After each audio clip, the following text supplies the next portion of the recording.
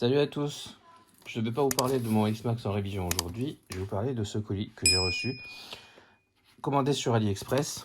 Et je tenais à mentionner le délai de livraison assez hallucinant, puisqu'il vient du Chine, pas d'un entrepôt européen. J'ai passé la commande le 24 février, il a été expédié le 25, et je l'ai reçu aujourd'hui le 4 mars, c'est-à-dire une semaine. C'était une livraison annoncée en 10 jours sur Ali, et on va l'ouvrir ensemble.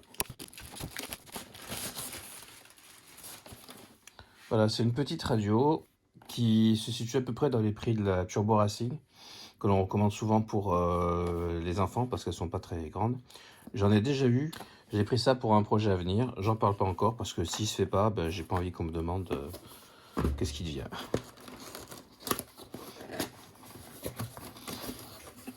Donc c'est une radio dont j'avais bien aimé le feeling.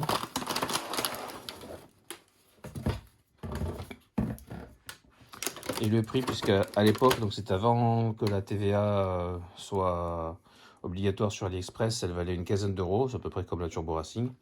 Et j'aime beaucoup la prise en main, moi qui ai des grosses mains mais pas très grandes. Je tombe pile poil sur le gaz frein. Et ce qui est super sympa, je trouve, pour des débutants, c'est que le frein est un peu dur. Donc pour aider à avoir un peu de finesse sur la marche arrière, c'est plutôt bien. Le petit trou en caoutchouc, donc c'est sympa. Vraiment, franchement, vraiment cool. Comme elle est compacte, là par contre, ça peut être un défaut parce que c'est pas ce qu'on a le plus souvent. C'est que les piles sont des LR03, donc triple A. Voilà, donc les polarités sont indiquées ici. On voit pas grand chose, donc les plus ici, les moins ici.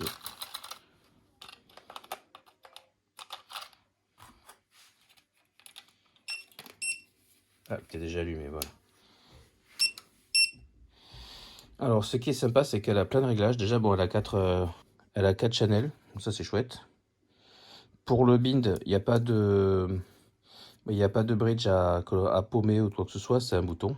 Et voilà, on a des tas de réglages. Donc, bon, les reverse ici.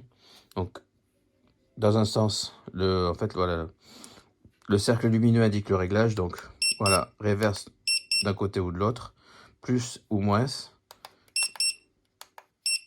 Et après, réglage suivant, simplement. Donc ça, c'est le dual rate des gaz. Il n'y a pas de bride comme sur certaines radios à 50, 25%, etc. On peut modifier le dual rate. On perdra des frais, mais c'est déjà le cas sur les autres radios. Mais il y a dual rate, donc pareil pour un enfant débutant, c'est chouette. Le trim des gaz. Donc pareil, encore une fois, pour le régler, plus, moins. Voilà. Ouais, plus ça va, plus les LED bougent. Et là, je laisse appuyer.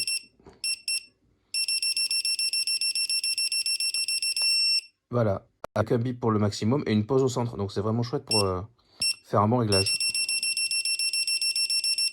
Voilà. Et là je suis au centre. Deux petites LED là bien au centre. Vraiment top, moi j'aime beaucoup. Donc pareil pour la direction.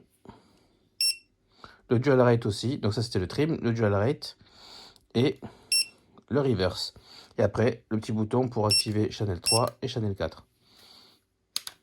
Je la trouve super cool. Et un truc que j'aime bien avec celle-là, que j'aime moyen avec la Turbo Racing, c'est qu'elle tient debout.